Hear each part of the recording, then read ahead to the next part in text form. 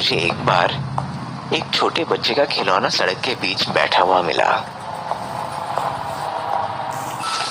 वो एक गुड़िया थी, किसी 5-6 महीने के बच्चे की।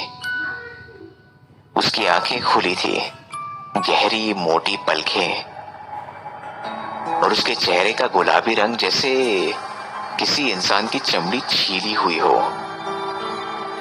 मुझे नहीं पता कि मैं उसकी तरफ किस वजह से आकर्षित हुआ, लेकिन मुझे थोड़ा अजीब लगा कि ऐसी गुड़िया कैसे बैठी है इस सड़क पर। उसके कपड़े मुड़े हुए और गंदे। कोई गाड़ी आके कभी भी उसे कुचलती हुई गुजर जाए।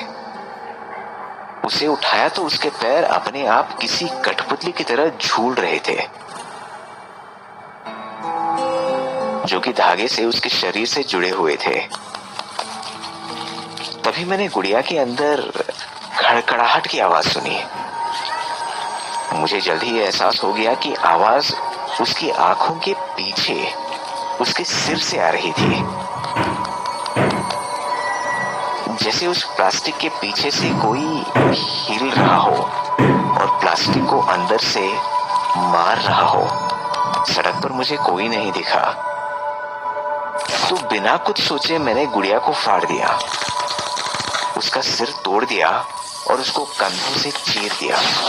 उसके टूटे हुए सिर के अंदर झांक कर मुझे कुछ दिखा जो शायद वो आवाज कर रहा था। एक दांत, पता नहीं इंसानों का या किसी और का, उसकी टूटी हुई गर्दन से वो मेरे हाथों में गिरा। वो मेरी दोस्त हुआ करती थी। एक आवाज आई। ऊपर देखा तो एक छोटी लड़की मेरे सामने खड़ी थी। वो मेरे हाथ में पकड़ी उस टूटी हुई गुड़िया की तरफ इशारा कर रही थी। अब वो आपसे खुश नहीं होगी, उसने घबरा कर कहा। और ऐसा क्यों? अगर कोई आपका सिर तोड़ दे तो आप खुश होंगे? ये तो सिर्फ एक गुड़िया है। मैंने उसका सिर और धड़ को ढकेलते हुए पूछा, तुम चाहो तो मैं इसे तुम्हारे लिए ठीक कर देता हूँ। ना, मुझे इसके साथ खेलना पसंद नहीं है। वो लड़की फिर सामने से होते हुए सड़क की दूसरी तरफ जाने लगी, गुड़िया को उन बेजान आंखों से घूरते हुए। मुझे अजीब सी घबराहट होने लगी। तुम्हें ये गुड़िया क्यों नहीं पसंद? मैंने चिल्लाकर पूछा। ये सुनते ही वो बच्ची रुकी, पलटी और दूर से मेरी ओर देखते हुए बोली, ये चीजें चुराती है।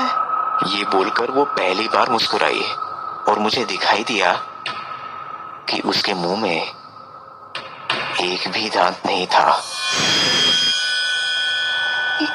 ये बाप की दोस्त है। ये बोलकर वो बच्ची पास के ही एक बगीचे में गायब हो गई।